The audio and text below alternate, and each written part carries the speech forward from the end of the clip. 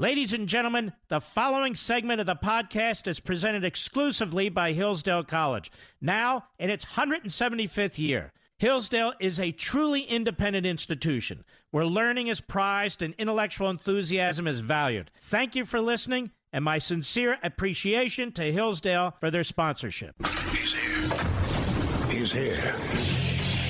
Now, broadcasting from the underground command post, deep in the bowels of a hidden bunker, somewhere under the brick and steel of a nondescript building, we've once again made contact with our leader, Mark Levin. It is still America, isn't it? I'm Mark Levin. Our number, 877-381-3811, 877-381-3811. I'm ashamed, absolutely ashamed of what took place today. Some prosecutor charged former police officer Kim Potter with manslaughter in the second degree under the Minnesota criminal statutes. I see people on TV and elsewhere saying, see, this proves the system works. She will be held to account. Conservatives saying this. Do you even know, those who say such a thing, what Section 609.205 says about manslaughter in the second degree?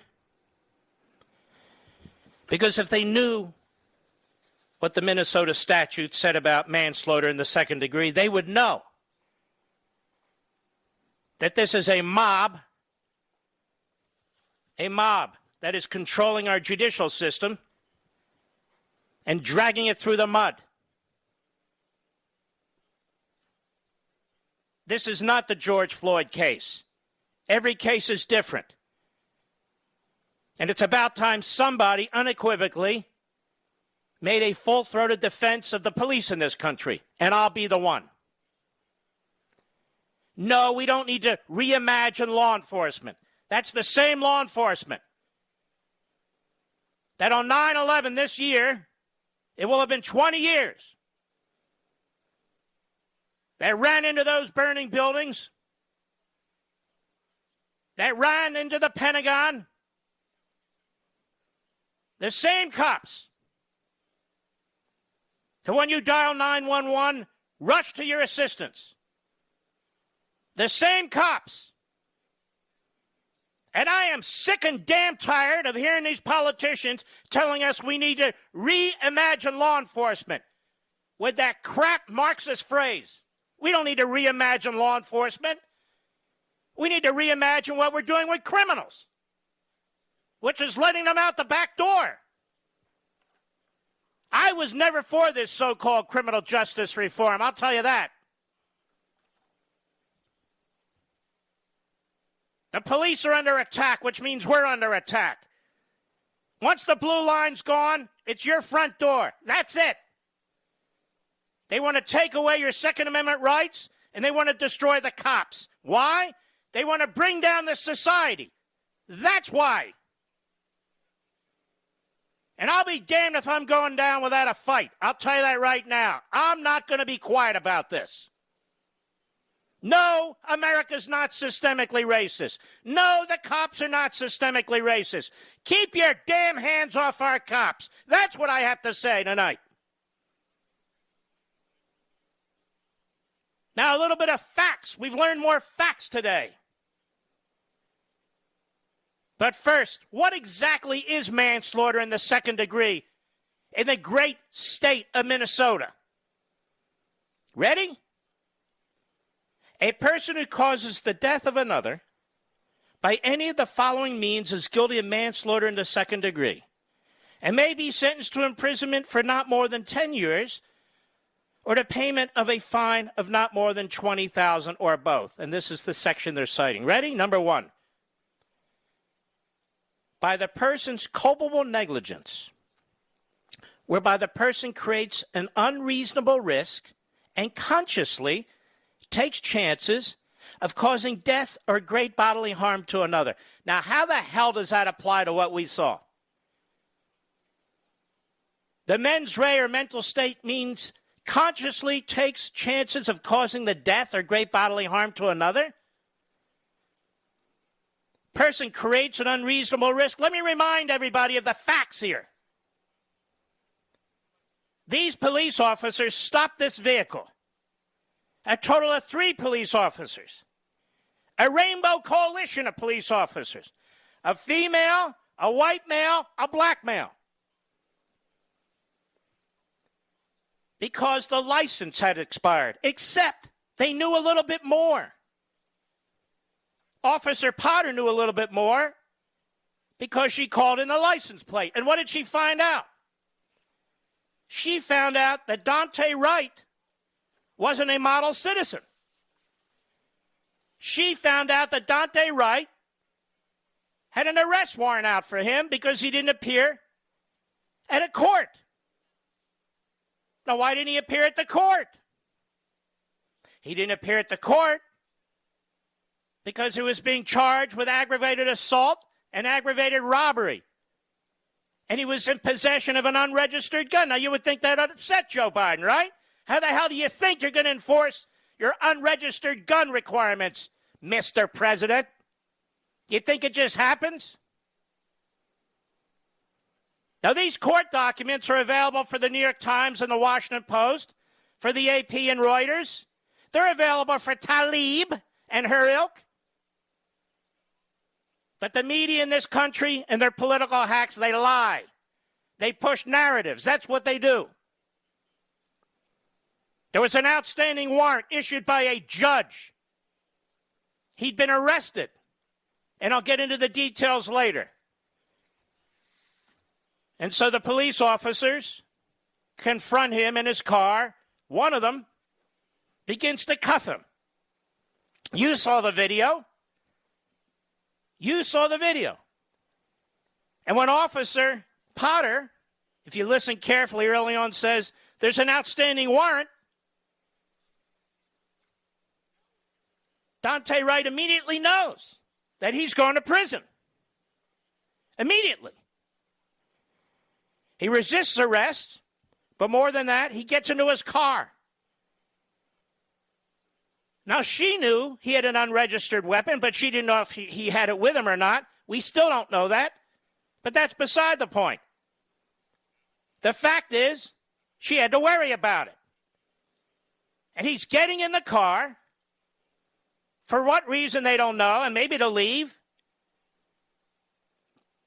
And she says, and you heard her, I'm going to tase her, I'm going to tase you. Taser, taser, taser. But she pulls the revolver and shoots him with one bullet. What does this have to do with George Floyd, Al Sharpton? Absolutely nothing. You race baiter, you jerk, nothing.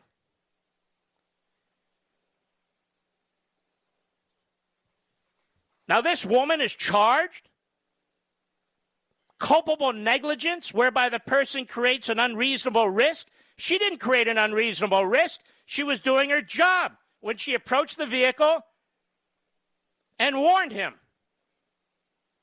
and consciously takes chances of causing death or great bodily harm to another. No, she didn't. She was going to follow the practice of using the taser. She pulled the wrong weapon. Oh, how did she pull the wrong weapon? It's on the other hip. It's not this. It's not that. People who aren't in situations like this, potentially life or death, have no idea what they're talking about. None. They sit on their ass in front of a TV camera or a microphone and they pontificate about things they don't know and narratives they want to promote. There is no way this woman should have been charged with manslaughter in the second degree. No, that's not evidence of the system working. That's evidence of the system succumbing to the mob. To the mob. Now, who exactly is this guy? Dante Wright. Of course he didn't deserve to die that day. Of course it was a horrible event. But who created this situation? The officer? Who created this situation? When you drive with an expired license, you're going to get stopped by the cops. Otherwise, everybody will drive around with expired license. Do you drive around with an expired license? Don't you expect to be stopped by a cop? But it's worse than that. Much worse. I'll explain when I return. I'll be right back. Mark Levin.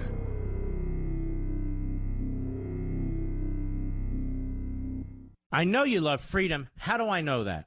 Because you listen to my show. And my show and everything I do is all about preserving freedom and the form of government that secures it for us. It's the same with Hillsdale College, one of the very best truly liberal arts colleges in the nation. That's why I talk about them all the time, because Hillsdale is committed to pursuing truth and defending liberty. Hillsdale teaches stellar students to defend freedom, no matter what they major in, whether it's science or music or economics or business, whatever. Hillsdale teaches them how to defend liberty. And they do that for you, too, through their free monthly digest of constitutional thought. It's called Imprimis. 5.6 million Americans receive Imprimis for free every month. And you, my friend and fellow freedom lover, should be reading it, too. You can subscribe for free at levinforhillsdale.com. There are no strings attached. Generous donors who want to preserve freedom for future generations make it possible for Hillsdale to send Imprimis to you for no cost every month. So start receiving and reading Imprimis so you can know how to defend the freedom you love. Visit levinforhillsdale.com. That's Levin, Levin, for Hillsdale.com.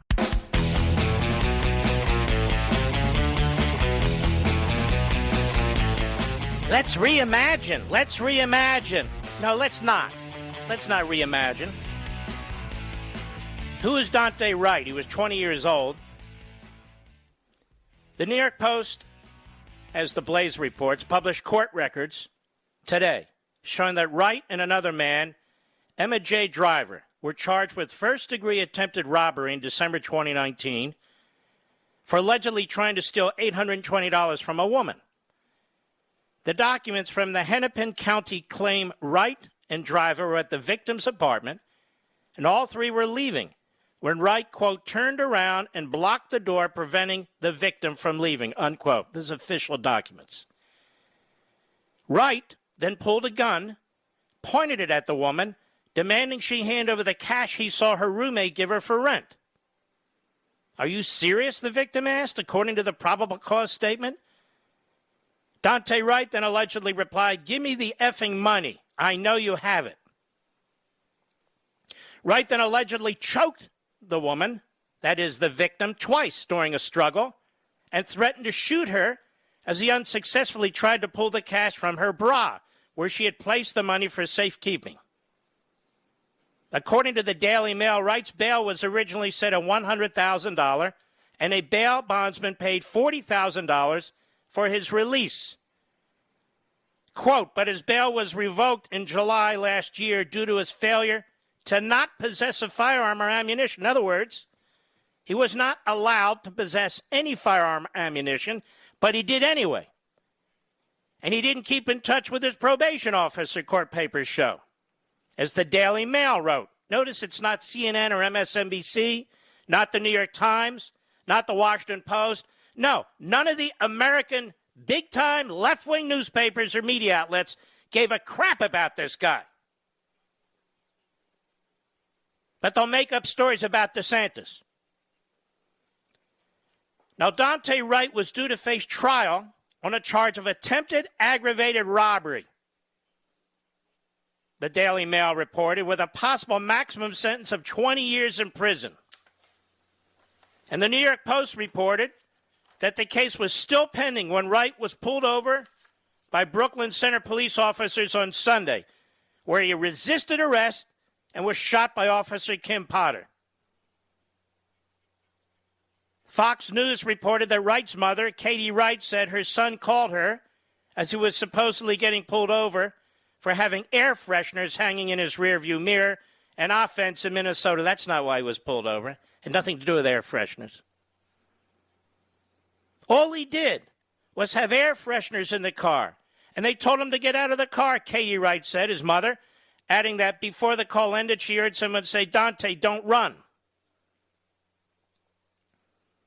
Now, his car was stopped because he had expired plate tags, and then they realized when they called it in, he had an outstanding warrant.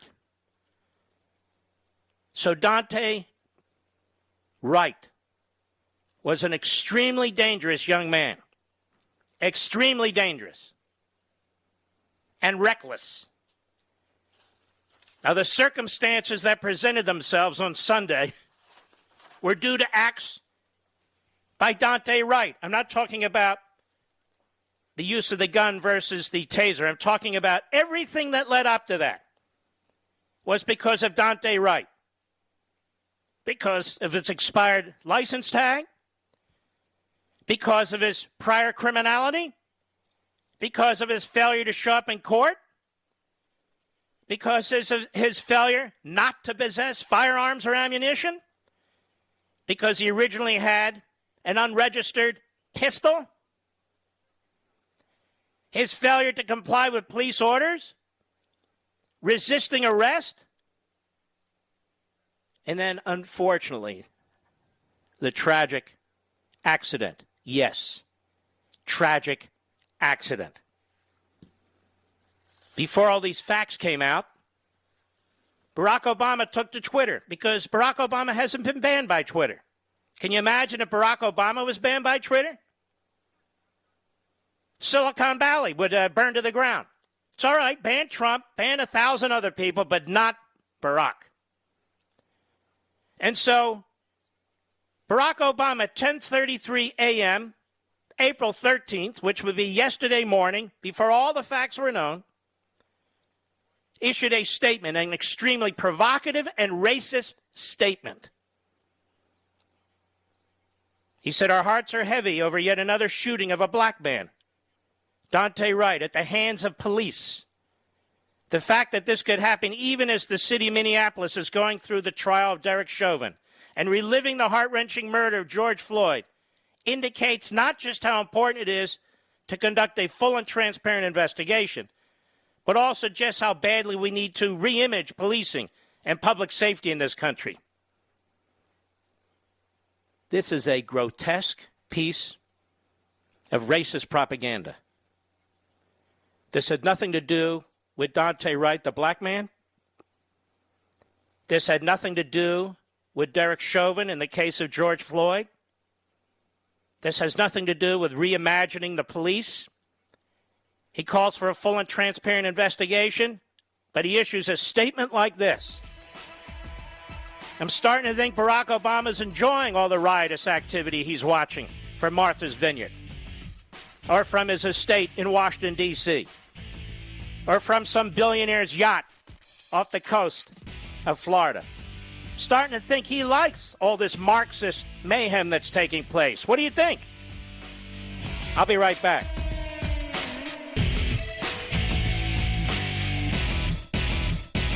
I know you love freedom. How do I know that? Because you listen to my show. And my show and everything I do is all about preserving freedom and the form of government that secures it for us. It's the same with Hillsdale College, one of the very best truly liberal arts colleges in the nation. That's why I talk about them all the time, because Hillsdale is committed to pursuing truth and defending liberty. Hillsdale teaches stellar students to defend freedom, no matter what they major in, whether it's science or music or economics or business, whatever. Hillsdale teaches them how to defend liberty. And they do that for you, too, through their free monthly digest of constitutional thought. It's called Imprimis. 5.6 million Americans receive Imprimis for free every month. And you, my friend and fellow freedom lover, should be reading it, too. You can subscribe for free at levinforhillsdale.com. There are no strings attached. Generous donors who want to preserve freedom for future generations make it possible for Hillsdale to send Imprimis to you for no cost every month. So start receiving and reading Imprimis so you can know how to defend the freedom you love. Visit levinforhillsdale.com. That's Levin, Levin, for Hillsdale.com.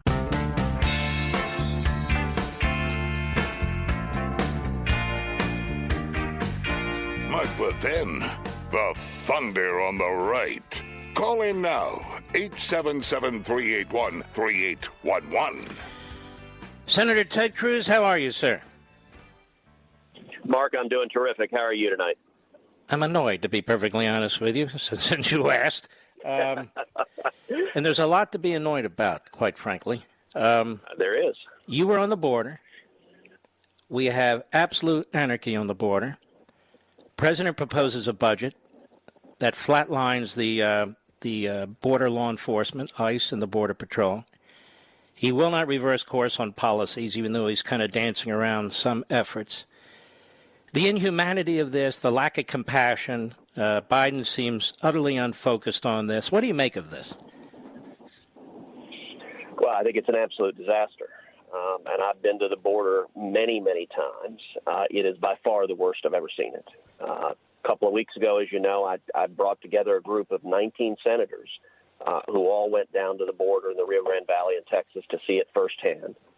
And what we saw was horrific. We went and joined the Border Patrol agents, the agents in their midnight patrol. We saw just caravans of people hiking north from the Rio Grande River, little kids walking on their own, young moms carrying infants, nursing the kids, just a sea of humanity.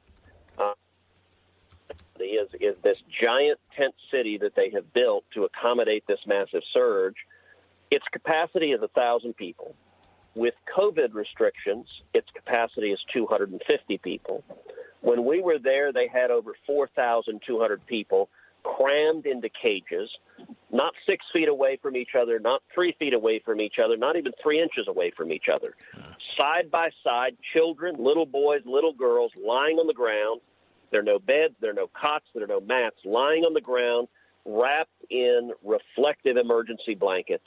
The rate of COVID positivity is over 10% in that facility, and it keeps getting worse and worse and worse. And this is a man-made crisis. Joe Biden, through a series of political decisions, caused this, and he's desperately trying to cover it up and ignore it. Is there some benefit in there for him? I certainly think there is. Otherwise, why would he do this? Well, I think it's a combination of two things. One, he has made promises to the radical left-wing groups on immigration. And today's Democratic Party is a strange amalgamation of special interest and radical groups. And essentially the way they operate, they've made the decision to give the crazies whatever the issue area is. So on immigration, it is the crazy left wing on immigration laws. On LGBT issues, it is the crazy left-wing transgender advocates. It's this disparate collection of radicals. The radicals have demanded of Joe Biden that he promised not to enforce the immigration laws and not to deport anybody, and he's made those promises. That's what caused this crisis. He returned to catch and release. He pulled out of the Remain in Mexico policy. That created the crisis, and his hands are tied now effectively because he's promised not to do the steps it would take to fix this. I think, secondly, the broader Democratic Party supports open borders today because they view every single illegal immigrant who comes in as a future Democratic voter. That's why they support universal amnesty, because they want to take 12 million or 15 million or 20 million illegal immigrants, make them all voters immediately because they believe the overwhelming majority of them will vote for Democrats. And Biden and Kamala Harris are willing to tolerate the crime and the sexual abuse and the drugs that are coming over the border, all as a price for future political power. We only have a certain amount of time, so I want to move around, Senator. Let's look at the Middle East. You have been a unequivocal supporter of the State of Israel, one of the great leaders, as a matter of fact, in the country and the U.S. Senate on this subject. The Democrat Party, not so much, even led by Chuck Schumer, who's considered a pro-Israel Democrat. And yet, Chuck Schumer, while voting against the Iran deal, I happen to know, as a matter of fact, behind the scenes was supporting it at Obama's direction. Biden has appointed radical after radical in his national security and foreign policy team. He's now funding, or wants to fund, the Palestinians, despite the fact that they've used American dollars to kill people. We have the Abraham Accords that were breaking out in the Middle East. And now Biden also wants to, through the back door, provide enormous sums of money to the Iranian regime and open negotiations with them, despite the fact that they want to build ICBMs and put nuclear warheads on them and aim them at our cities. What do you make of this foreign policy? Well, I think they consistently want to alienate and abandon our friends, and they consistently want to kiss up to and appease our enemies. The Trump administration was the most pro-Israel administration that you or I have ever seen in our lifetimes. The Obama administration before that was the most anti-Israel administration that you and I have ever seen in our lifetimes. And I think Joe Biden wants to give Barack Obama a run for the money. You look at the radicals from the Obama administration. That's who they put in charge of their foreign policy. As you know, in December of 2016, after the presidential election, the Obama administration orchestrated UN Resolution 2334, which is built on a pile of lies. It declares much of modern-day Israel to be illegitimate and illegally occupied territory. It declares the Jewish quarter in Jerusalem to be illegitimate, illegally occupied territory. It declares the Wailing Wall to be illegally occupied territory. And it was the Obama-Biden administration that orchestrated that. Samantha Power, the UN ambassador, has been nominated to be the head of USAID. Not only that, Wendy Sherman, who led the Obama negotiation on the disastrous Iran nuclear deal, has been nominated to be the Deputy Secretary of State under Biden. And I think the next 4 years we're going to see them sending money to the enemies of Israel and the enemies of America. You mentioned the Palestinian Authority. The Biden administration quietly has sent hundreds of millions of dollars to the Palestinian Authority, which is in a unity government with Hamas and is paying millions of dollars to the families of terrorists who murder Americans and murder Israelis in violation of the Taylor Force Act, which I helped pass, that prohibited U.S. taxpayer dollars from going to support terrorism against America. In just a couple of months, the Biden administration has turned its back on federal law and is sending money that is going to the terrorists, targeting Americans, targeting Israelis. The Biden administration has gone rogue in many respects, Ted. It's gone rogue with respect to the Civil Rights Act and girls' sports in our high schools and so forth and colleges. It has gone rogue with this critical race theory and so-called equity. It's making unilateral decisions out of the Oval Office. He thinks he's Franklin Roosevelt. He wants to be bigger than Franklin Roosevelt. We have, in my way of thinking, I'd be interested in your input here. We have two things going on at the same time, as the audience knows. I've explained this from my perspective. Number one, in the Oval Office, we have an autocrat. That's the way he thinks. So we have somebody who wants to rule with centralized power, even though he doesn't have a majority in the Senate. The Constitution gives the vice president the vote. I got it. And in the House, they have the slimmest majority in 100 years, but they want to ram through everything humanly possible. They didn't run on these things. And then in Congress, we have the opposite. We have basically the mobocracy, which is they will violate the Budget Reconciliation Act. They will try to destroy the filibuster. They will try and change and nationalize our election laws and so forth and so on. So we have these two forms of tyranny that at the same time, and what fuses them together is the Democrat Party. That is, we're supposed to have checks and balances where the Congress jealously protects its authority, and the presidency, same thing. But they're working together because they have the same aims. Does that make sense? It does. I think you're right in that. And I think today's Democrat Party bears very little resemblance to the Democratic Party we've seen historically in this country. Today's party is about one thing. It is about power. It is about maximizing and preserving political power. That's Joe Biden's number one priority. That's Chuck Schumer's number one priority. That's Nancy Pelosi's number one priority. That means a couple of things. Number one, they have made the decision that the way they stay in power is they let the crazy radicals drive every issue area. So, for example, you talked about the destruction of girls' sports and women's sports. That's because on issues of LGBT, the most extreme transgender activists are the ones who set the agenda. Same is true on immigration. Same is true on just about every other policy issue. It is the radical activists who they are deferring to. In the Senate, the people whose agenda is being implemented are Elizabeth Warren and Bernie Sanders and AOC in the House. Joe Biden's made the decision, give the angry left what they want, and he stays in power. Secondly, the Democrats justify this by the ends justify the means. They have convinced themselves Donald Trump broke the Democratic Party. They've convinced themselves all Republicans are evil, bigoted racists. Therefore, everything is justified in fighting the Nazis, and they believe anyone who disagrees with them is a Nazi. And a final element of this is there is a party unity and discipline in the Senate. It's a 50-50 Senate. One Democrat could stop any of this crazy garbage they're passing, and not a single Democrat has the spinal fortitude to do so because they're collectivists, they're statists. They follow orders. Schumer snaps his fingers, and they fall into line. That's very, very well put. Well, we've run out of time. We could spend a lot of time with you, Senator, and we want to appreciate everything you're doing. Keep up the fight, because the people out here are very upset about what's happening to their country. Millions and millions of us, and we're not going to give up. We're going to fight back, and we need leaders like you. So thank you very much. Well, I'm going to fight at every step, and let me just give your listeners a brief word of encouragement. The worse they get, the crazier they get, the more likely it is that the pendulum swings back to sanity. I believe 2022 is going to be a very good election. I believe 2024 is going to be a very good election because they're listening to the radicals, and most of the American people don't want crazy radical ideas, including just a final point. Just today, we had a confirmation hearing on their nominee to be the head of civil rights of the Department of Justice.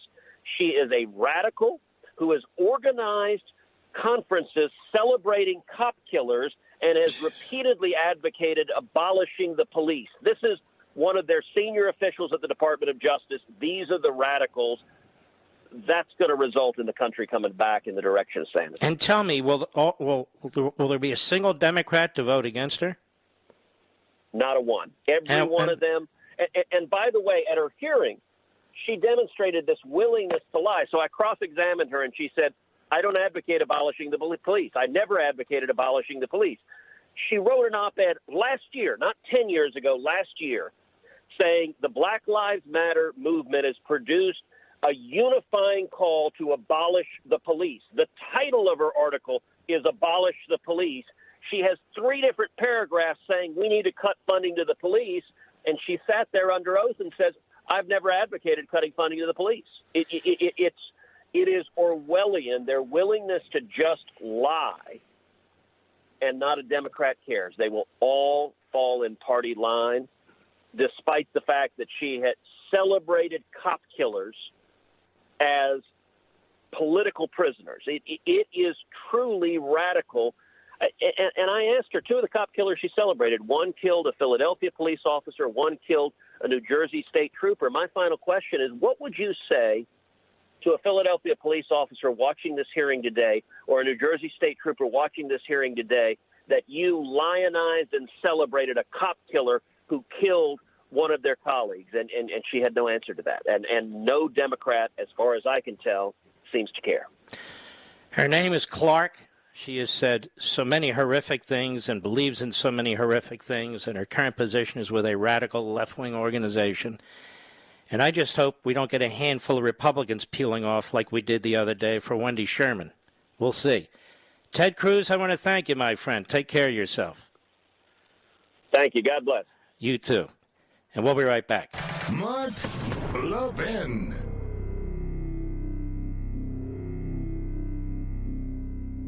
I know you love freedom. How do I know that?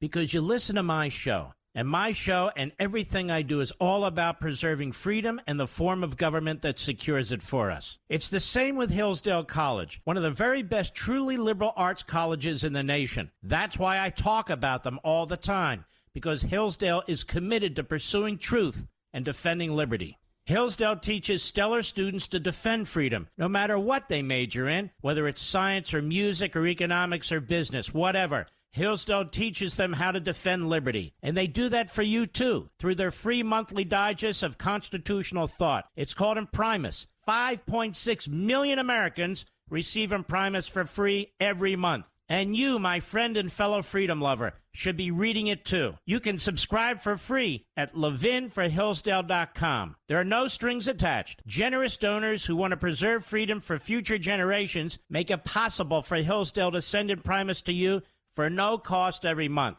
So start receiving and reading in Primus so you can know how to defend the freedom you love. Visit levinforhillsdale.com. That's Levin, Levin for Hillsdale.com.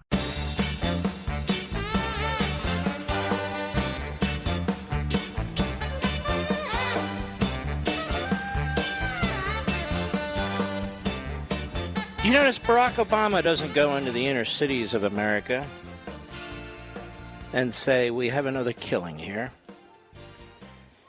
A young black man killing another young black man, because statistically this is a horror, what's going on in our country. He never says anything like that. Why is that? This is a big issue, isn't it? Shelby Steele and I were talking about it on Sunday on my Fox show. You know, this is happening. These slaughters are happening in our cities every single weekend and many nights during the week. And most of the people dying are young black men killed by other young black men. But it's like you're not allowed to talk about it. You're not allowed to raise it. Obama doesn't tweet about it. Michelle Obama doesn't tweet about it. Joe Biden doesn't say a word about it. Kamala Harris says nothing about it. Where is she, by the way? She in the witness protection program or something? I never hear her or see her. Not that I want to. The greatest slaughter that's occurring in this country has nothing to do with police officers. It's everything to do with what's going on in these communities. That's the truth. We don't even hear Al Sharpton talk about it, do we? No, and you won't. One of the things we need to be, if we're going to push back here, is to be plain-spoken and accurate about what we're saying. Plain-spoken and accurate about what we're saying. It is frustrating for me to watch some of my friends and colleagues say that the justice system worked because this officer was charged with second-degree misdemeanor. No, that demonstrates the opposite. It doesn't even fit the definition of second-degree misdemeanor.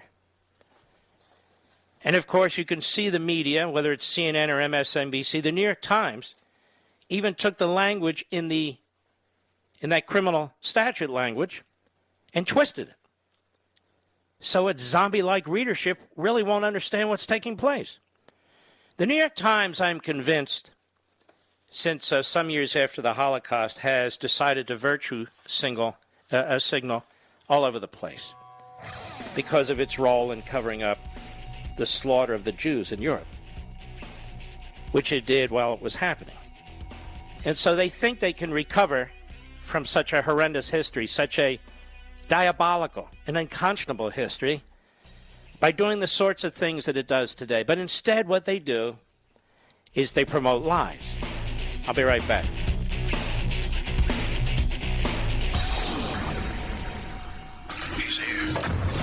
He's here. Now, broadcasting from the underground command post, deep in the bowels of a hidden bunker, somewhere under the brick and steel of a nondescript building, we've once again made contact with our leader, Mark Levin. Hello, America. I'm Mark Levin. Our number, 877-381-3811, 877-381-3811. I've talked about God Bless America a few times this week and last week, and I want to make good on my promise because we need to remember who we are. People are getting down because of what's happening to the country, the culture, society. People are getting down because when you turn on the TV, it's relentless. We have a government that's governing against us. We have a government that hates our own history. We have a political party in the Democrat Party which has fundamentally transformed into a radical leftist party that treats us and our fellow Americans as the enemy. And as I've said over and over and over again, and now you can hear others talking about it, that's a Democrat Party that wants power, period. And it's a Democrat Party that wants allegiance over the country. But let us remember who we are. Let us remember who came before us. Let us remember who fought the wars, put their lives on the line, died for this country. and that we need to be resolute in defending it. We cannot allow this band of Marxists, this Democrat Party, these corrupt and low IQ politicians to take it from us. Not so easily, no. So in honor of you, in honor of our ancestors, in honor of the most magnificent country ever established on the face of the earth, here we go. While the storm clouds gather far across the sea, let us swear allegiance to a land that's free. Let us all be grateful for a land so fair, as we raise our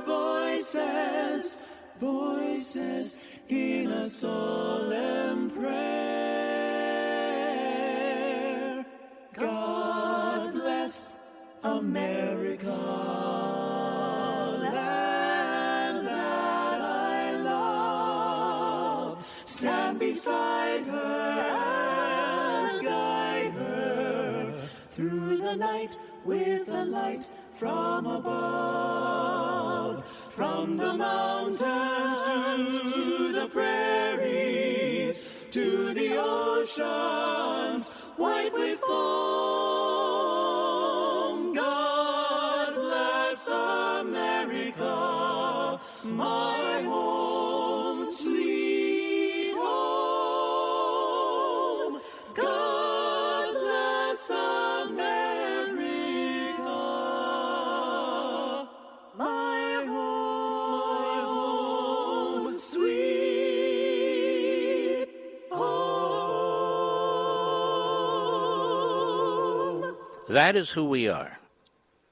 That is who we are. We haven't changed. We are not systemically anything. The racists are in control of our schools, our universities, and our colleges. The racists are in control of professional sports and sportscasting. The racists are in control of the Democrat Party and boardrooms throughout this country. You and me, we're a diverse group. We have people who listen to this program from all corners of the world, let alone the country. All races, all religions, all backgrounds. We know. They contact us. We believe in a colorblind society, as did Martin Luther King. They do not. They do not. Our principles are righteous. Our purpose is important. Country, family, faith. They can't divide us one from the other. I look at Joe Biden and Chuck Schumer and Nancy Pelosi and I ask myself, what have they ever done for this country? Not one of them has fought for this country in or out of uniform.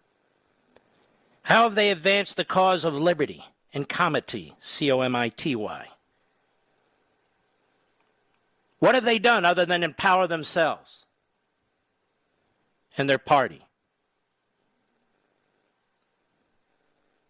Over 100 years in Washington, D.C. among the three of them. What have they done to improve the country? Grow the government? I said, what have they done to improve the country? Not the government. Black Lives Matter. Founded by three individuals who've done nothing for black lives. They're Marxists, they're anarchists. Their organization, joined by Antifa and others, have destroyed the towns and the cities that they claim to want to protect. We don't need to reimagine law enforcement. We need to take our streets back.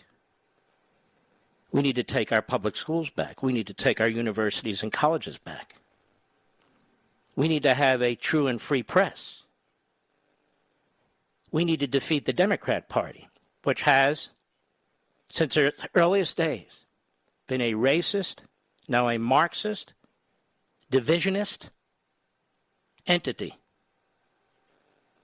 led by individuals who do not love this country and yet enrich themselves from this country. We don't have to apologize for anything. In this country, over 700,000 people lost their lives fighting a civil war. Over 700,000 people lost their lives fighting a civil war out of 24.5 million people. Fighting a civil war to end slavery. Black Lives Matter and Antifa, they embrace Marxism.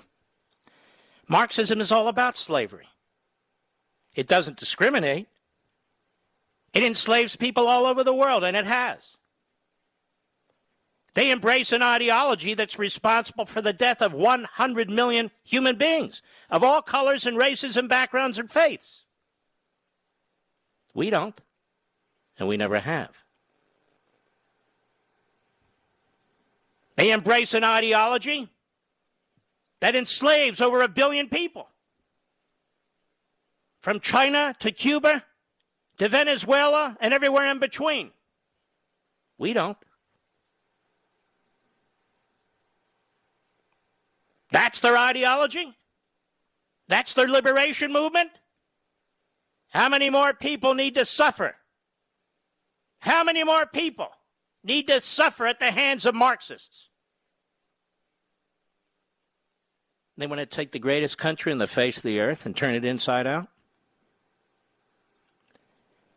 What have these Marxists ever done for this country other than take from it? They've done nothing. They don't work hard. They scheme. We work hard. We who believe in this country. We contribute to this country. We pay taxes to subsidize people who need help, and many who don't, but who know how to play the system. They don't believe in this country. They showed us that early on with their disrespect for the American flag. That American flag that's carried into battle, every damn battle we've ever fought in this country. The national anthem, which is supposed to unite us and inspire us. They don't believe in the national anthem. They want to destroy your liberty. They want to destroy your way of life. They want to destroy your community. Then they have a man in the Oval Office, and they have a political party now that agrees with them. They have corporate boardrooms and executives that, for a variety of reasons I intend to discuss with you one day, not today, agree with them. Shockingly enough, but it can be explained, and I will one day. We have an elite in this country that's not elite in the least. We have an elite in this country that has let you down. We've lost control of our classrooms, even though you and I pay for them. Every damn thing in that classroom we pay for, including the teachers and the professors. Isn't it time to do something about that? Our border is wide open, not because it helps the country, but because the Democrat Party is scheming for future power. Is there something that should be done about that? And Joe Biden's idea is to flatline ICE and the Border Patrol so they have no more resources. Joe Biden is effectively abolishing ICE and the Border Patrol, that is their responsibilities, without eliminating them. Not so clever, but there he is. And while this is going on within the boundaries of our country, within our borders, Communist China is on the move. It's not a question of this, but when they're going to invade Taiwan. This is a monumental act because they got away with devouring Hong Kong. Little Hong Kong, always pointed to as the freest place on the face of the earth. China lied. It broke its agreement with the United Kingdom, and it didn't give a damn. Reminds me of the Third Reich, quite frankly.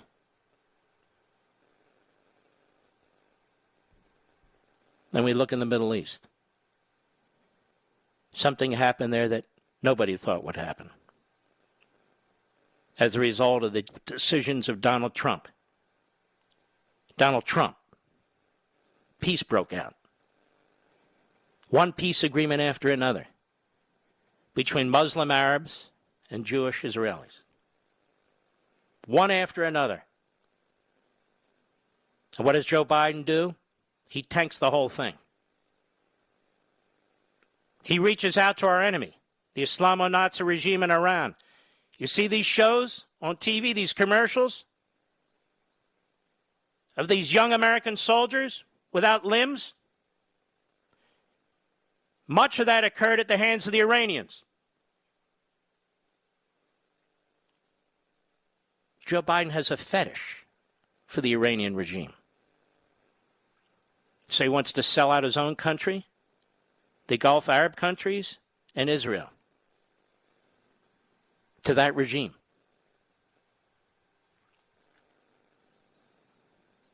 We're in a heck of a pickle here, ladies and gentlemen. We got a hell of a situation on our hands. But do not ever let these reprobates, these miscreants, these malcontents, these Marxists put you down. Never, ever. We are red-blooded Americans, all of us, with 1,000 different backgrounds, 1,000 different colors and shades of colors, all kinds of religious backgrounds and denominations, and some not religious at all. But we are red-blooded Americans. And we don't have to take this crap from anybody. I'll be right back. Mark Levin.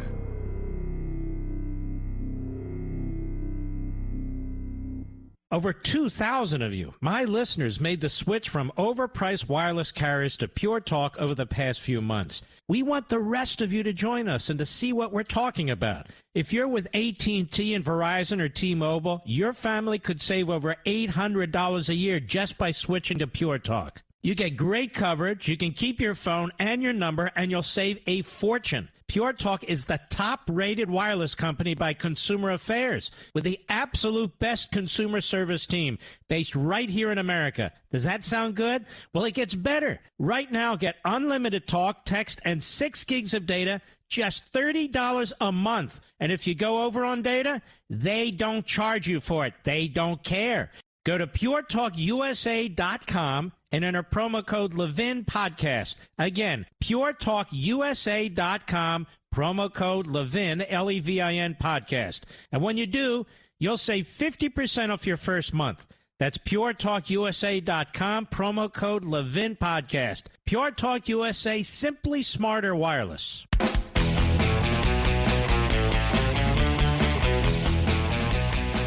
Jim Crow Joe goes to the National Action Network, which is the scheme that was put together by Sharpton.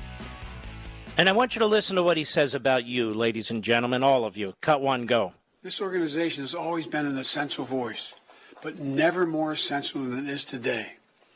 Upholding and advancing the security and prosperity of health and well-being, dignity and possibilities of all black Americans.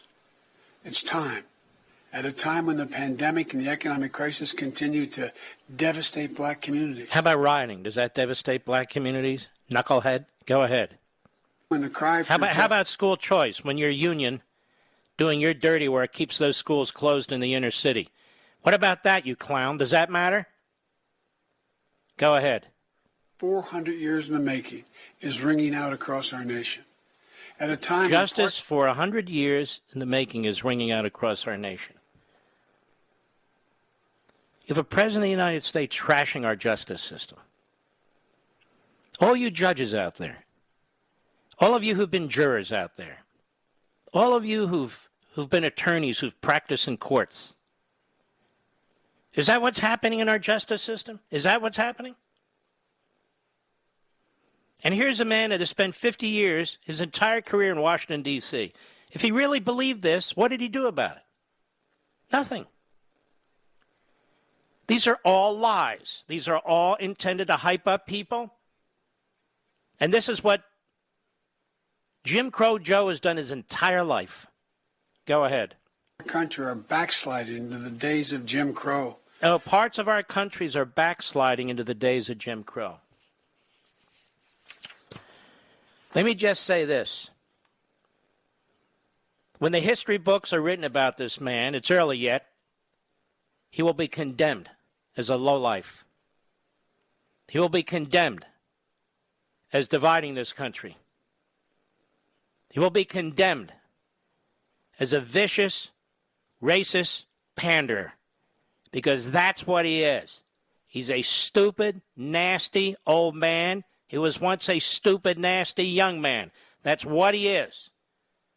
And he demonstrates it every damn day. I'll be right back.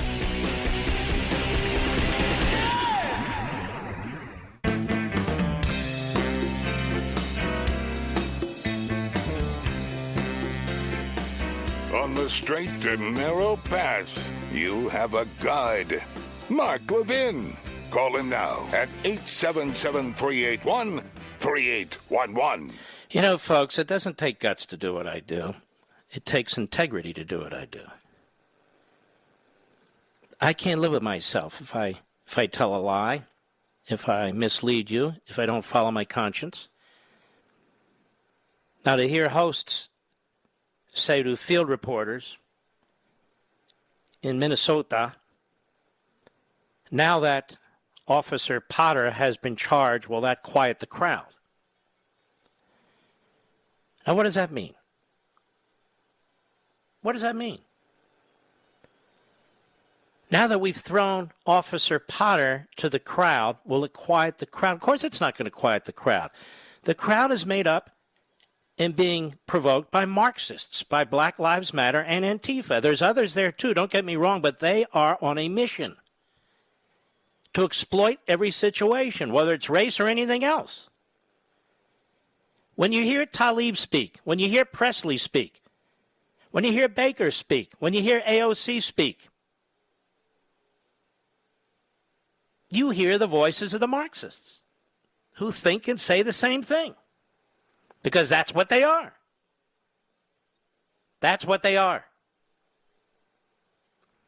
And when you hear Joe Biden go to the National Action Network, which is an embarrassment that Democrats do this, given that Sharpton runs the place, it's shocking. Joe Biden never used to speak this way. Now he does, because Joe Biden has decided that this is where it is. This is what's happening. And he wants to be ahead of history. Linda Thomas Greenfield is Biden's UN ambassador. She represents the United States at the United Nations.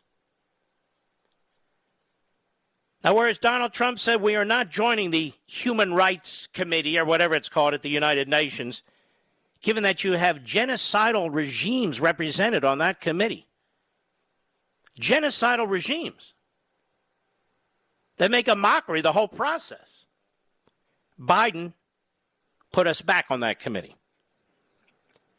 And his new ambassador to the UN from the United States, Linda Thomas Greenfield, she thinks that's great because, you know, America was founded, in slavery, in tyranny, and in many respects still is, she says.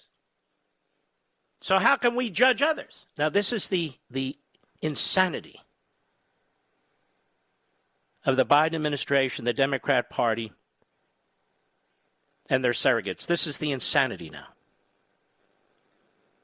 You have people in our government that hate our country. Some of you had parents, a father, a brother, a son who've gone off to war that didn't come back. You listen to this stuff, you have to wonder. Here in part is what she says at the National Action Network conference today. Cut 2, go. I grew up in the segregated South. I was bused to a segregated school. On weekends, the Klan burned crosses on lawns in our neighborhood. I shared these stories and others to acknowledge on the international stage that I have personally experienced one of America's greatest imperfections. I've seen for myself how the original sin of slavery weaved white supremacy into our founding documents and principles. Oh, no, they didn't. First of all, she makes these points, which are perfectly legitimate, and yet she's a Democrat. Now, this is something I'll never understand. She's a Democrat. Her party did these things. Her party. Her party is the party of the Confederacy. Her party, for 100 years after the Civil War, fought to prevent integration. The man she works for today, Joe Biden, was a racist early in his career. He opposed integration, opposed it, and said the most vile things. I've done it on this radio program, and I've played them, I've read them, on my Fox show on Levin TV. You have to be Helen Keller not to see and hear this, or a left-wing ideologue. So why would she work for somebody like Joe Biden? You grew up in the segregated South. You were bused. Joe Biden opposed integration. Joe Biden worked with segregationist senators from the South. How in the hell can you work for him? And how in the hell can you be a Democrat? But I want to tell you folks a little bit of a different story. A little bit of a different story. My people,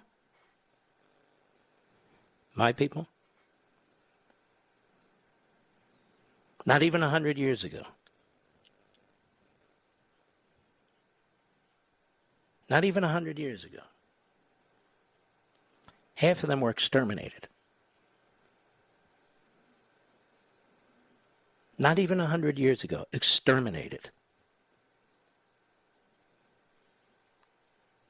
In the most horrific way.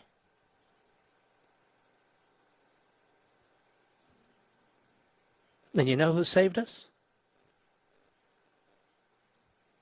The Americans.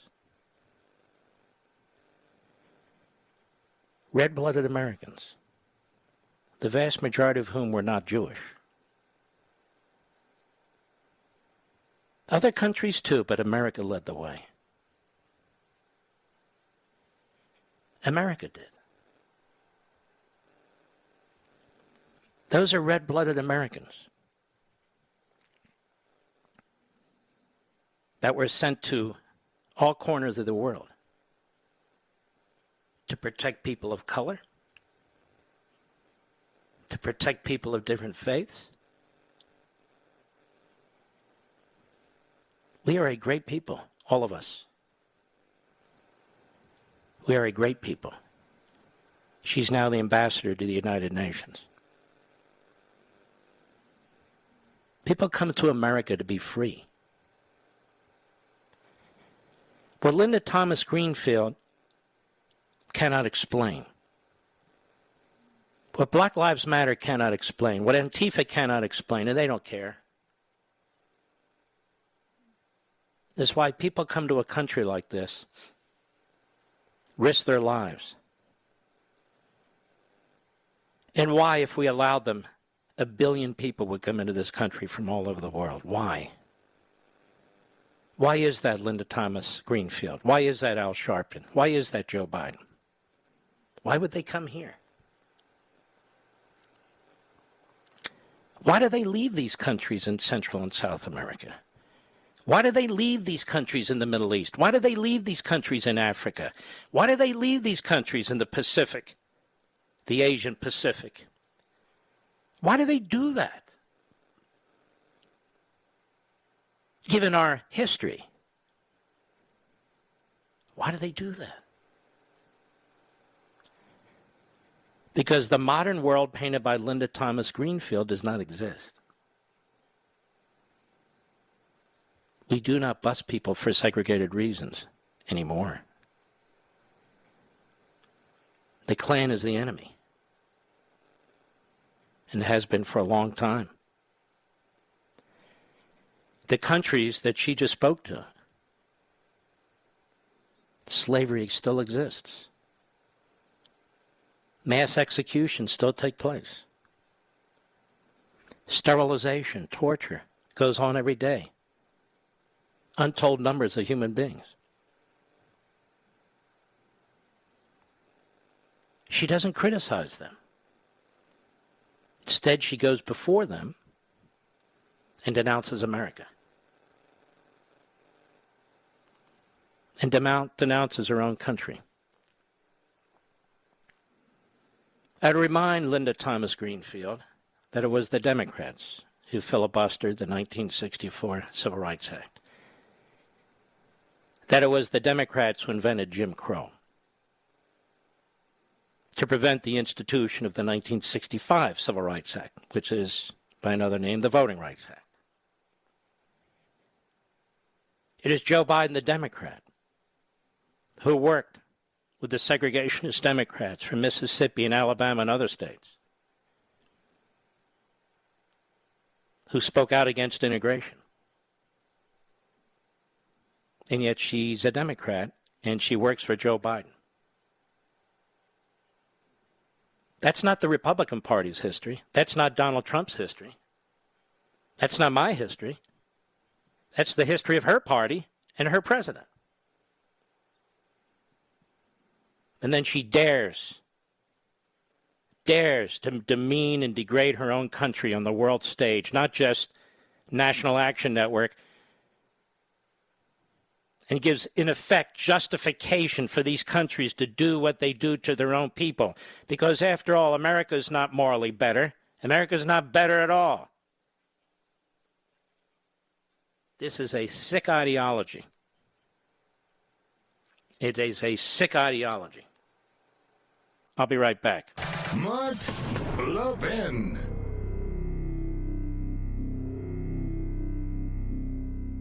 Over 2,000 of you, my listeners, made the switch from overpriced wireless carriers to Pure Talk over the past few months. We want the rest of you to join us and to see what we're talking about. If you're with AT&T and Verizon or T-Mobile, your family could save over $800 a year just by switching to Pure Talk. You get great coverage, you can keep your phone and your number, and you'll save a fortune. Pure Talk is the top-rated wireless company by Consumer Affairs, with the absolute best consumer service team based right here in America. Does that sound good? Well, it gets better. Right now, get unlimited talk, text, and 6 gigs of data, just $30 a month. And if you go over on data, they don't charge you for it. They don't care. Go to puretalkusa.com and enter promo code Levin Podcast. Again, puretalkusa.com, promo code Levin, Levin Podcast. And when you do, you'll save 50% off your first month. That's puretalkusa.com, promo code Levin Podcast. Pure Talk USA, simply smarter wireless.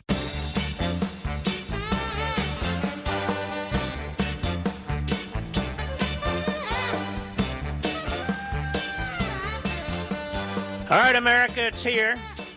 According to the left-wing site Intercept, House and Senate Democrats plan tomorrow to introduce a bill to add 4 justices to the United States Supreme Court. Congressional Democrats plan to unveil legislation expanding the size of the Supreme Court tomorrow. According to 3 congressional sources familiar with the closely held measure, reports the left-wing Intercept. The bill would add 4 seats to the High Court, bringing the total to 13 from the current 9.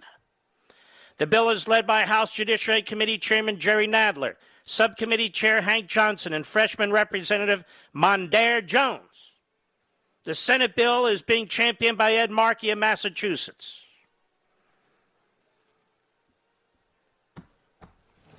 The one-man wrecking ball and his fellow wrecking balls are at it. You know, I want the justices on the Supreme Court to understand something. You participated in your own demise. We will continue to fight this. I will, behind this microphone, not because I like all of these justices. I despise some of them, quite frankly. But because in the end, I'm a constitutionalist. And in the end, the Democrat Party hates our Constitution. They always have. They always will. 30 days in, 100 days in, look how they're exercising their power with a 50-50 Senate. And today, effectively, a 6-vote lead in the House. Look how they're conducting themselves. The Supreme Court refused to take up 2 extremely important cases out of Pennsylvania, having nothing to do with Dominion voting machines, having nothing to do with fraud, and everything to do with the federal Constitution. 3 justices wanted to take them up. The other 6 said no, including Coney. Roberts, of course, and Kavanaugh.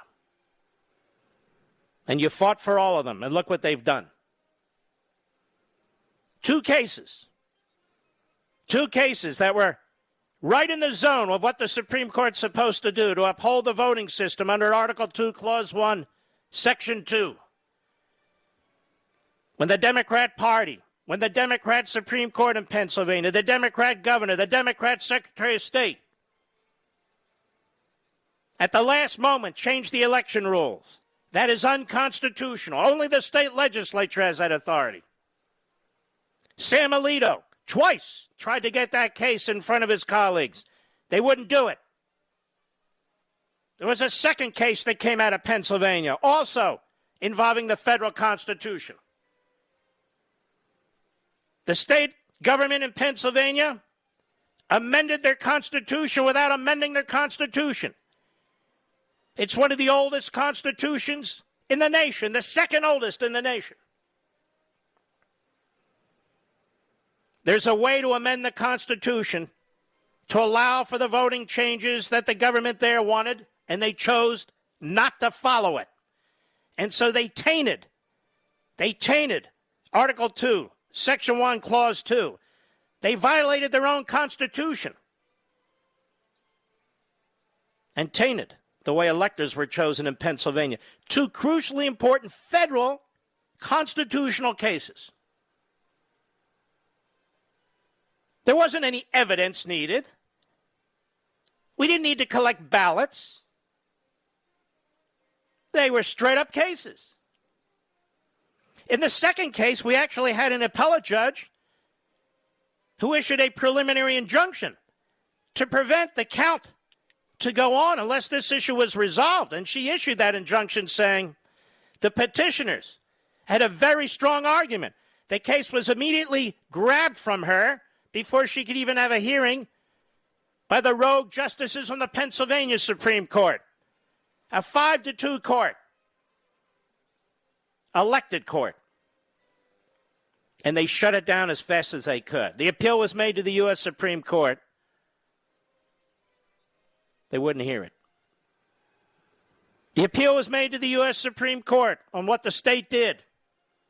The Democrat officials to the federal Constitution. They wouldn't take it. And now they're the target. We get these lectures from Biden in the media, lectures from the left, lectures from these fools about the Constitution.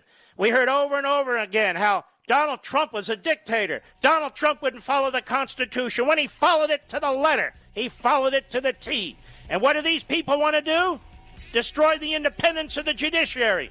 That's why the Supreme Court is scared to death. That's why the justices won't act. And remember Schumer, a year and a half ago, threatening 2 Supreme Court justices. They are tyrannical bastards.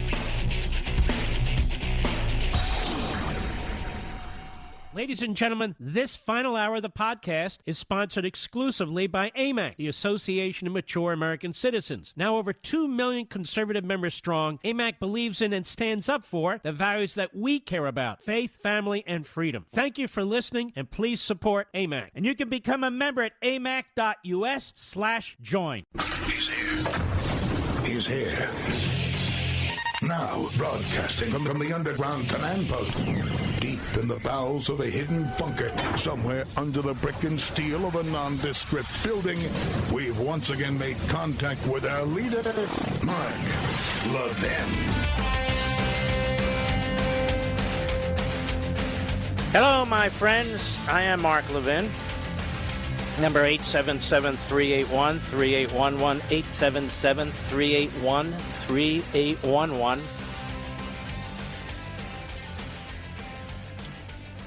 So the move is on to pack the Supreme Court. And they've just gotten started, the Democrats.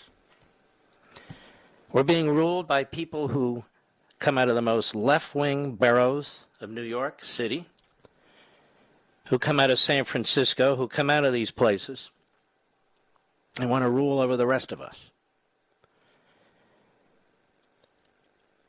When a country reaches a point, against our will, by the way, where the traditions and the institutions and the systems are up for grabs, that there's no respect for what's come before, that there's no acknowledgement that there are other points of view or other political parties, that sometimes they might win and prevail and sometimes you might win and prevail. We have a form of tyranny. Tyranny. Now, I've told you many times, and I've said on my other platforms, that there are different forms of tyranny. You can have tyranny where people are rioting, and you can have tyranny where people wear suits and ties and pretty dresses and get nice haircuts and hairdos and show up every day in the U.S. Congress and vote to destroy our country and vote to destroy our liberty. The Constitution is not set up for this, that a single election can result in the alteration of our constitutional construct. I keep talking about separation of powers and how they keep attacking it. Separation of powers goes to the heart of our constitutional system. We talked about that the other day. The heart of our constitutional system. And so, if our constitutional system is attacked from within, it's tyranny. And that's what the Democrat Party is. This is an extremely dangerous time for people who love this country. Extremely dangerous time. And the force that we're facing, it's not a normal force. It's not another cycle of liberalism and non-liberal. No. This is different. This is very different. You even had Justice Breyer, the oldest justice. He had a number of jobs, including formerly working on the Judiciary Committee as Ted Kennedy's guy. But he was an appellate judge and other positions who warned about court packing, and they demanded his resignation. Ruth Bader Ginsburg, who they treat like a demigod, she warned about packing the court. These American corporations, these executives and these board members who are quick to join the Democrat Party, quick to join the mob, where are they going to be today? What are they going to say now? This is part and parcel of what I've talked about at the beginning of this program. What has happened to former officer Potter is not a demonstration of how our justice system is supposed to work. She's been thrown to the mob. She's been thrown to the mob. The statute they cite, the Minnesota statute on manslaughter in the second degree, doesn't even fit what took place. I'm the only one who's read it. It doesn't even describe what took place. It's inapplicable. But they're going to try to apply it because she's chum for the sharks in the media and the streets, Antifa, Black Lives Matter, you name it. You name it. All the turmoil you see, the left loves it. The Marxist left loves it. It's not by accident Barack Obama was befriended domestic terrorists early in his life and his career. It's not by accident. Oddly enough, it's not by accident that Joe Biden embraced segregationists early in his career. They like tumult. They like to be the center of attention. What they don't like is this country, if you listen to their words and you read their tweets. They don't like this country, which means they don't like you, because you are this country. Now the Supreme Court's under attack.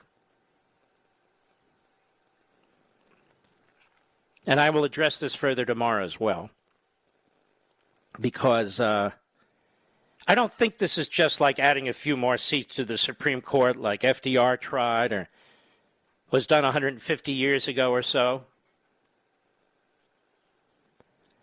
We've never added seats to the Supreme Court so a single political party could control our judicial system. We've never done that. We've added seats to the Supreme Court for a variety of reasons, but never that reason. Again, FDR tried it and his own party stopped them. His own vice president worked behind his back to stop him. We don't have any people in the Democrat Party with that kind of integrity anymore. There should be statements issued immediately by Manchin, by what's-her-name from Arizona, Sinema, even my state of Virginia. Tim Kaine and Mark Warner pretend they're moderates.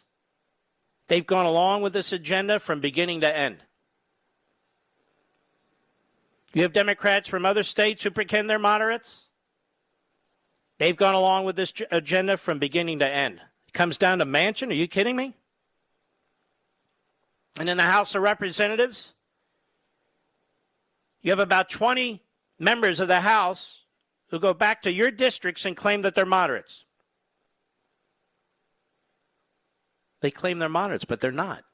They're revolutionaries. I should say counter-revolutionaries, actually. Because that's what they're about. They're thrown in with Pelosi. They represent Pelosi in San Francisco. They don't represent their districts. Everybody now represents the most radical elements of the state of Massachusetts. Not their own states. Manchin's from West Virginia. What the hell is he thinking? These senators shouldn't have to be lobbied. They should be objecting. Ed Markey of Massachusetts leading the way. Gerald Nadler of New York City leading the way. Unbelievable. They've done more than any person on January 6th on that Capitol building did or could have done to overthrow crucial institutions in this society, including the way in which Congress is supposed to function and the way in which the president is supposed to function. I'll be right back. Mark Levin.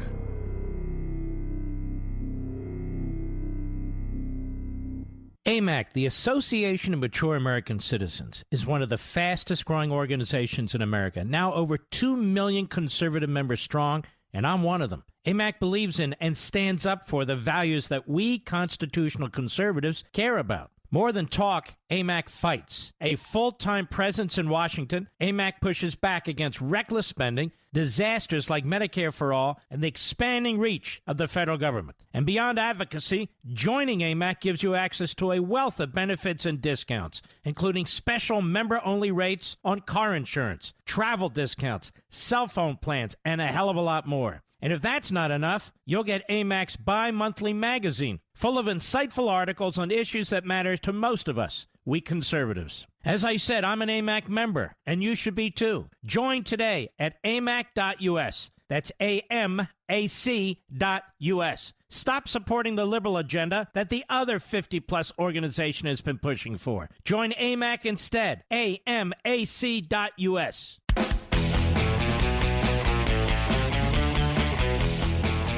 The Republican leader of the House of Representatives, Kevin McCarthy. How are you, sir? I'm good, the great one. How are you? I'm doing well, my friend. I'm very concerned tonight, the breaking news, but it seems like every night there's breaking news. The Democrats in the House and the Senate have apparently come up with a bill, at least that's the report, to pack the Supreme Court with 4 additional justices. Have you ever seen anything like this, Kevin? Ever? Never. Not even Franklin Roosevelt. This is all about, Mark, is control. It's about controlling me, you, your listeners. Every single one of these ideas that the Democrats bring up, a bad idea, but controlling our lives. From gun control, from opening up the borders, just letting anybody in. Now the idea is they want to take over the court system. They think they got the majority in the House, the Senate, and the presidency. Now they want the judicial. They will cheat, they will do anything in the idea of power and control. It's so true. I mean, they want allegiance to the Democrat Party, not the country. Let me ask you this. You got about 20 still of these phony moderates in the Democrat Party in the House. It seems to me that pressure needs to be put on them and made abundantly clear, you're finished if you even think about supporting something like this. We've got to do more than just pressure, but there's good news today. Today we swore in Julia Letlow, a new Republican Congresswoman. That means Nancy Pelosi today can only have 2 Democrats vote against her bills to still pass them. If 3 Democrats goes with Republicans, we stop it. So this is the time to put pressure, but actually let's start defeating them. What the damage that they have done in such a short amount of time, we would never even think in our wildest dreams that they would be saying what they're saying today. Now, I understand, and you're following this. There's some special elections coming up, and 2 out of 3 of them I read, the Democrats have a better shot or something. When do those seats come up? Well, this is where Republicans were smarter. In Louisiana, there's 2 special elections. A Democrats will probably hold that seat, and a Republican one. We won it in the primary because Julia was so good. The Democrats did not, so now we have an extra month. Now, remember this. They wanted to flip a seat in Iowa 2, against Marion Miller Meeks, who won the seat. We just beat them at that, too, because they heard the pressure of people out there talking about how bad this was. And we got a number of Dems who said, no, they won't go along with this. And then the Democrat who, when she said she wouldn't go to the court system, she wanted to go to Congress because that's where she wanted to get her outcome. And Nancy Pelosi had a whole schedule to do it. She dismissed the case. She couldn't go forward. You think you can be successful that way on this Supreme Court business? Because this is really, really important. I will tell you, no matter what is up before us, this has got to be the most important. Because remember, it's taking over an entire branch of government, the judicial system, and it's packing them. It goes against everything we believe as Americans, everything we believe in our Constitution, the idea of fairness. It goes against what Joe Biden, back in the day when he was senator, would say ever to do. But they only want to do it for power and to continue to have control. They know they're going to lose the House. That's why they're going so far to try to keep the judicial and take it back over. Remember how well we did under President Trump on appointing constitutional judges. And we did it the fair, the right, and the honest way. They really are sprinting to the finish line everywhere they can and every way they can, aren't they? Trying to impose, and they think enshrine as much as they can before this next election. I think that's why they're acting the way they are. They know they're going to lose based upon the policies themselves.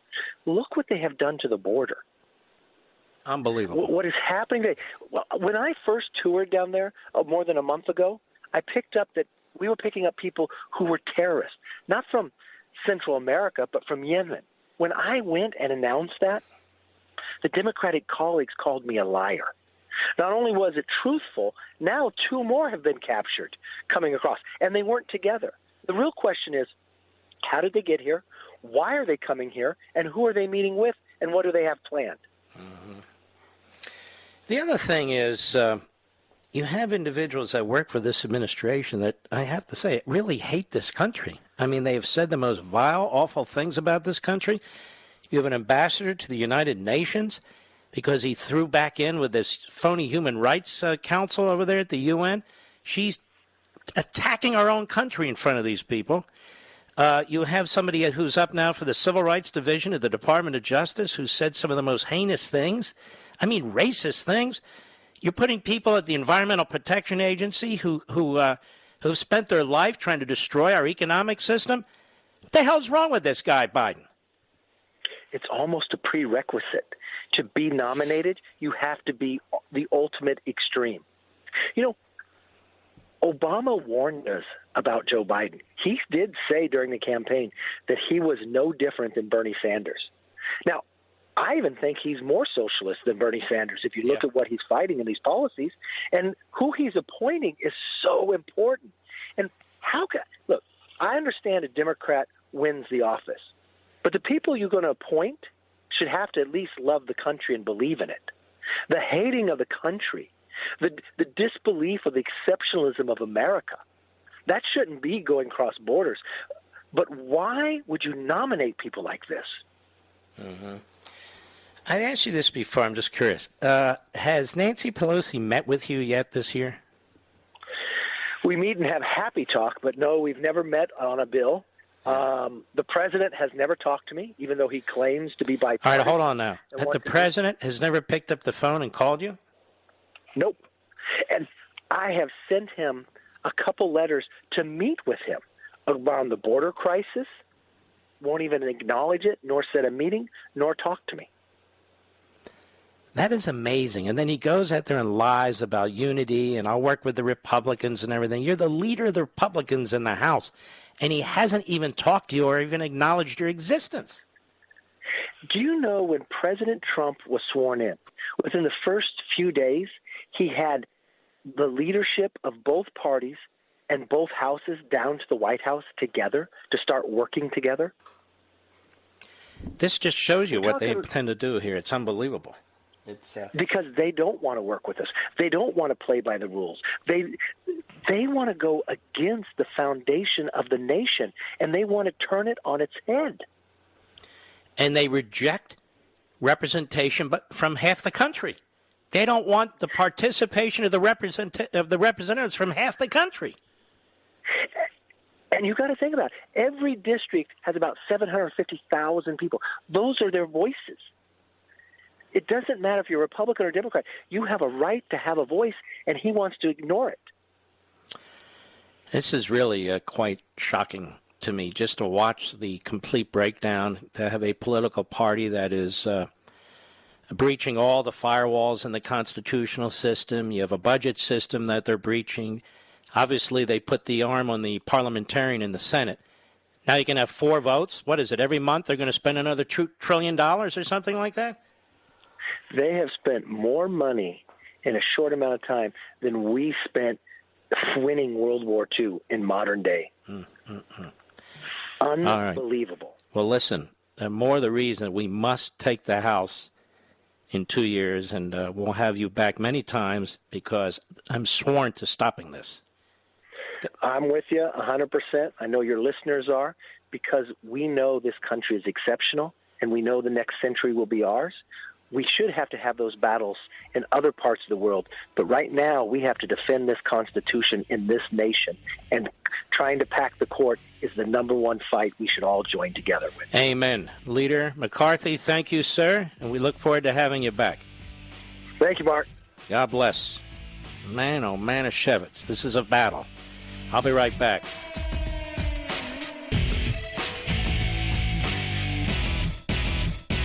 AMAC, the Association of Mature American Citizens, is one of the fastest growing organizations in America, now over 2 million conservative members strong, and I'm one of them. AMAC believes in and stands up for the values that we constitutional conservatives care about. More than talk, AMAC fights. A full-time presence in Washington, AMAC pushes back against reckless spending, disasters like Medicare for All, and the expanding reach of the federal government. And beyond advocacy, joining AMAC gives you access to a wealth of benefits and discounts, including special member-only rates on car insurance, travel discounts, cell phone plans, and a hell of a lot more. And if that's not enough, you'll get AMAC's bi-monthly magazine, full of insightful articles on issues that matter to most of us, we conservatives. As I said, I'm an AMAC member, and you should be too. Join today at amac.us. That's AMAC.us. Stop supporting the liberal agenda that the other 50-plus organization has been pushing for. Join AMAC instead. AMAC.us.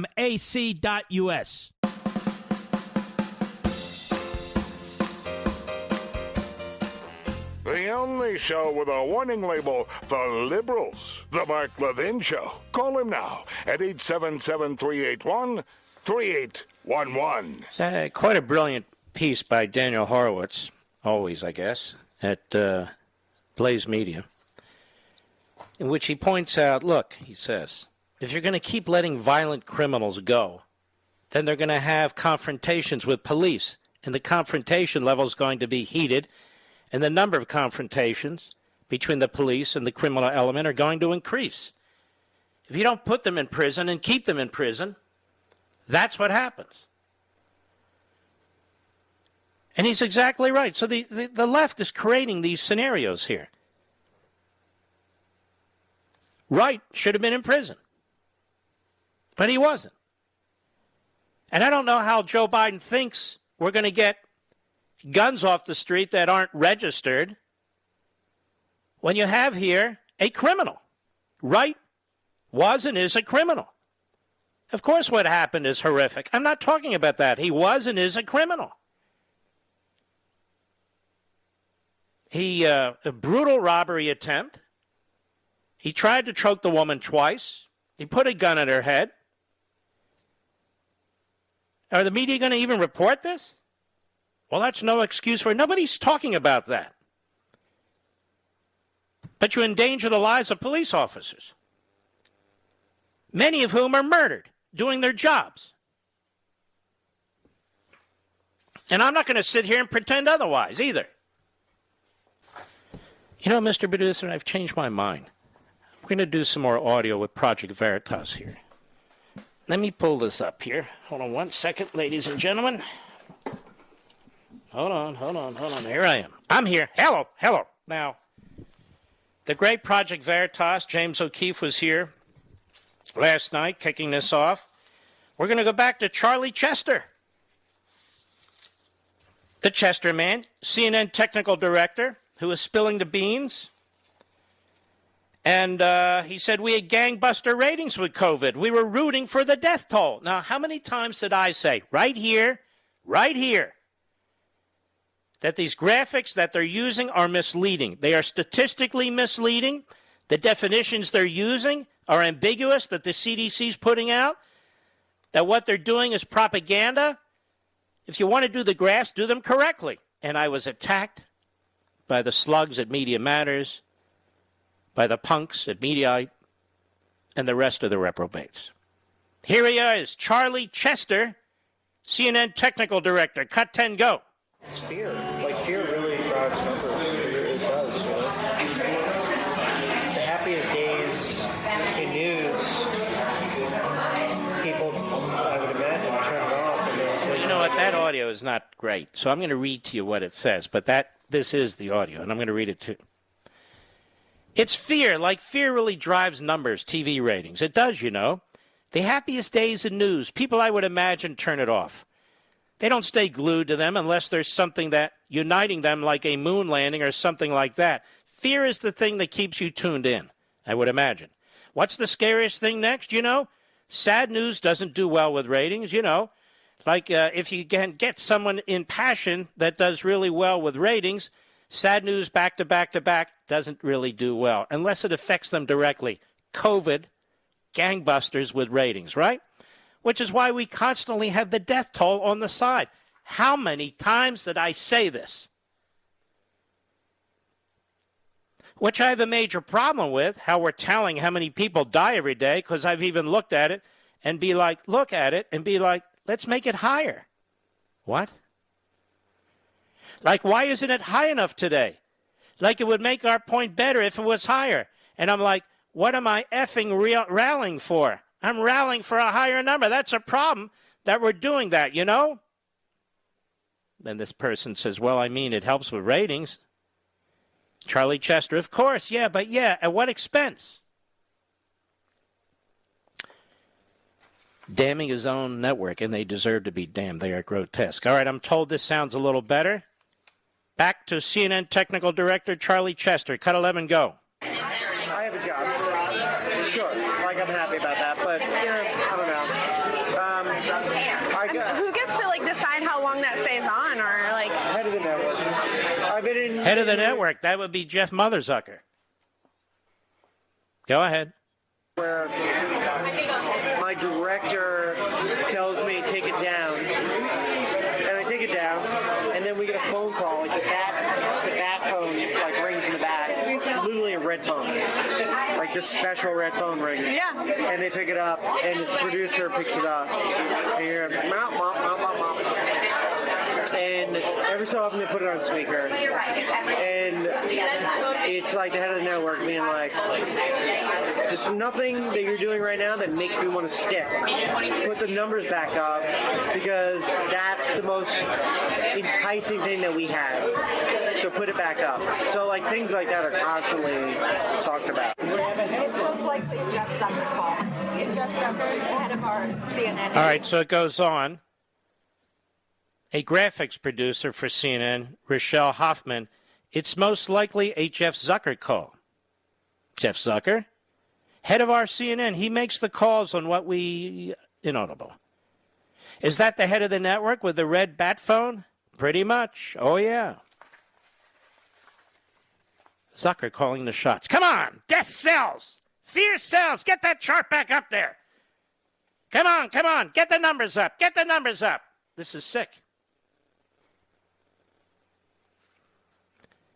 Now, cut 12, Charlie Chester, some more. Go. Why don't you guys at CNN show the recovery rates on the death tolls, at least? Recovery rates?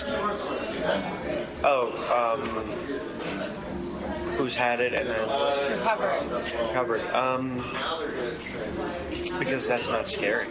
I would imagine that's why they don't do it. Yeah. That's what I figured. If it bleeds, it leads. Yeah. If it bleeds, it leads? Yeah. I like that. I think no one ever says those things out loud, but it's obvious based on the amount of stories that we do. The fact that we have a segment called The Good Stuff, which is a feel-good thing, but it's a dedicated moment at the end to almost be the ice cream to alleviate, everything that you've been through, something sweet to end it with. Because everything else is doom and gloom. I mean, it's human nature. I mean, I find myself watching more news when there's something looming and scary. It's one of the reasons the media love these riots. They love them. It gets the ratings up. It's one of the reasons too many in our society and culture are invested in these riots. On the left especially. Cut 13, go. There's no such thing as unbiased news. There's too many agendas. There's too many people that have jobs that need to feed their families for it to be unbiased. It's impossible. The most unbiased news is grassroots, out of people's basements with podcasts. That's the most unbiased you can probably get. And unfortunately, the trend is that when they could actually start making money off of it, you start to inherently destroy the thing that you love, by like Do you think CNN's done that? Yeah. I don't think CNN's any different than Fox. I think it's on the different side of it, but I think they come off as very altruistic, but I think we buried the lead a lot. Yeah. In other words, it's all a farce. It's all corrupt. And CNN may well be at the head of the pack, although they're really all at the head of the pack, aren't they? It's everything I said in Unfreedom of the Press. Everything I said in Unfreedom of the Press. And now you have an audio version. Thanks to the great James O'Keefe from Project Veritas. We'll be right back. Mark Levin.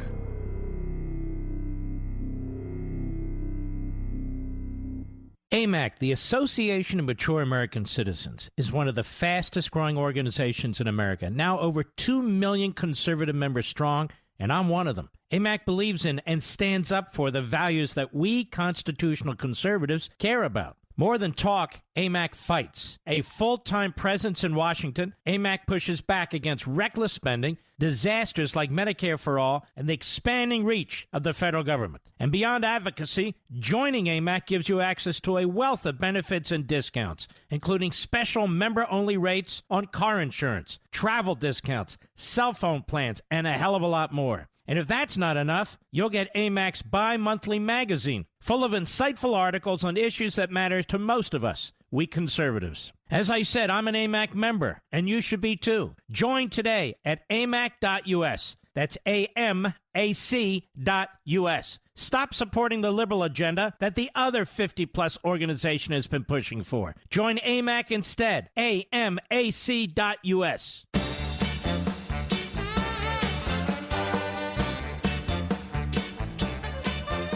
I see bumbling Boozer Boehner out there trying to settle scores. Such a stupid man. At a time in our history like this, he just is a joke. Always has been. Speaking of idiots, Walmart, Foot Locker, among others, they donated $300 million to quote-unquote racial justice causes. June of 2020, CEO Richard Johnson of Foot Locker penned a letter committing the company to $200 million over the next 5 years to fight racial injustice. Walmart and Foot Locker were burned to the ground the other night. I guess the looters didn't know. Corporate critics of Georgia election law incorporated in Delaware, which has strict voting rules. Stupid bastards. Oh, Jesus. Another great piece out there. This time in National Review by Dan McLaughlin. I don't have time, but I encourage you to read it. The party in power is directing a corporate conspiracy against its political opposition. He nails it. The president and his party's lawyer, Mark Elias, maybe we'll have Dan McLaughlin on tomorrow. Why don't you see if he's available, Mr. Producer? Urging multiple major corporations to combine to restrain trade for the purpose of making it harder for its political opposition, that would be us, to win elections, and using lies. So in other words, they're using America's corporations to threaten the Republican Party, to threaten conservatives, you and me, to try and influence the politics and to try and make it certain that the Democrat Party will be in power for 100 years. What do they get out of it? All right, you can kill it now. What do they get out of it? Influence, power, and I would argue endless virtue signaling. You see, they're doing business with a mass-murdering regime in communist China. Some of them are trying to get in there. Some of them are there. Some of them are trying to expand. And so all they have to say is, hey, look, we went after the Republican legislature in Georgia. Oh, wow, you're with us. You're great. That's what LeBron James does. Leave the communist Chinese alone. You like your sneakers? Then be quiet. Now attack Republicans all you want. Paint them any way you want. But leave the genocidal, mass-murdering Marxist regime in Beijing alone. Because I get rich off them. But you see, that's immoral. No. No, that's not immoral. I'm virtue signaling. And everybody slobbers all over me. We cover it all. I told you, We could use 5 hours on this program. But I don't get 5 hours on this program. Maybe I'll take over the next one. All right, let's go. Let's go to Jill, Richmond, Virginia. Jill is gone. Let's go to Carl, Augusta, Georgia. WGAC. Hey. How are you, sir? Hey, Mark. Man, love you, brother. Thank you. Hey, I just want to make it quick. I know I got to go quick. I agree that the lady, the cop, she made a mistake. It was a simple mistake. It wasn't her fault. Well, it was her fault. Well, it wasn't simple, and it was her fault, but it was an accident. Yeah, it was an accident. And this is why you don't fight the cops. I don't know why people don't say that. And I'm so sick of this Black Lives Matter and all of these people with this nonsense of you can just do whatever you want to a cop because he's there to protect and serve. So I can slap him, spit on him, whatever, and he shouldn't do anything. It's just ridiculous. And I wanted to say, man, if you could do a show, and I'm just advising, could you do a show showing how many white people get shot by cops? No, I'm not going to. I appreciate your call, sir. I'm not playing the game of the left. And you can find that online, by the way, because those statistics are there, because people apparently think it's important to have them. But more whites get shot by cops than blacks or other minorities. A bigger percentage of blacks, I believe, get shot. But it's a minimal number. The vast majority of murders that happen in this country are, and I'll repeat it till the day I'm done, young black men killing other young black men. And when Joe Biden goes and speaks in front of Sharpton's group, he doesn't even bring it up. And you're talking about thousands. I said thousands. You won't hear about it on ESPN. You won't hear about it from LeBron James. And you won't hear about it from the Democrat Party. You'll hear about it from me. Ladies and gentlemen, we salute our armed forces. Police officers, firefighters, and emergency personnel. I'll see you tomorrow. God bless you.